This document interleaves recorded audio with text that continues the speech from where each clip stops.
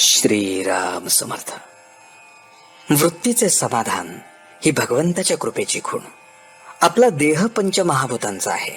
यामधला मी कोण हे पहावे. जे नासणार ते मी कधी असणार नाही, म्हणजे पंचमहाभूतांचा मी नाही हे ठरले.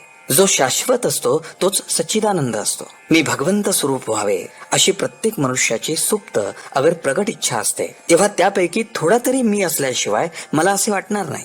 भगवंताचे स्वरूप आनंदमय आहे आणि आपण सर्व लोक आनंदात राहावे असे म्हणतो. मी या आनंदापासून वेगळा होतो तेव्हा कुठेतरी चुकले असे समजावे. अपूर्ण सृष्टी पूर्ण करण्यासाठीच मनुष्याची उत्पत्ती भगवंताने आपल्या अंशरूपाने केली.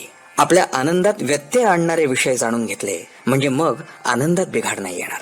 या वाटेने चोर आहेत असे समजले म्हणजे त्या तयारीनेच आपण जातो. जो भक्त झाला त्याला विघ्ने येत नाहीत. भगवंताचे म्हणून कोणतेही काम केले म्हणजे त्रास नाही होत. आनंदाचा साठा कुठे निश्चित असेल तर तो भगवंताजवळ आहे. नाटकात राजाचे काम करणारा माणूस जसा मी खरा भिकारीच आहे हे ओळखून काम करतो, त्याप्रमाणे आपण आपले खरे स्वरूप ओळखून प्रपंच करावा. नाशवंत वस्तूवर आपण प्रेम करतो, तसेच लहान सहान गोष्टीत अभिमान धरतो. इथेच तर आमचे चुकते. मी जे नाही ते व्हावे यात सुख आहे असे वाटते. कामधेनू जवळ आपण विषय मागतो आणि मग दुःख झाले म्हणून रडत बसतो.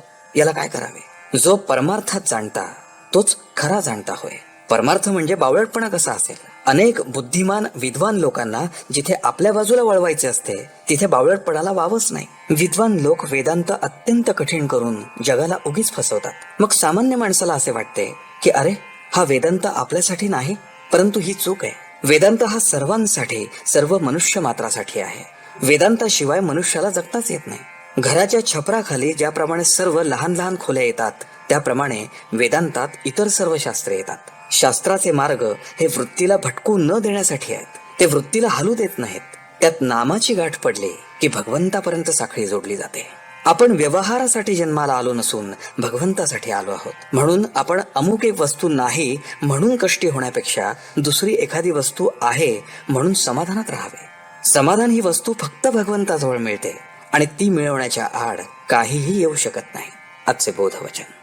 वृत्तीचे समाधान असणे ही भगवंताच्या कृपेची खूण आहे आणि त्याकरता भगवंताचे सतत अनुसंधान ठेवणे अत्यंत आवश्यक आहे. जानकी जीवन स्मरण.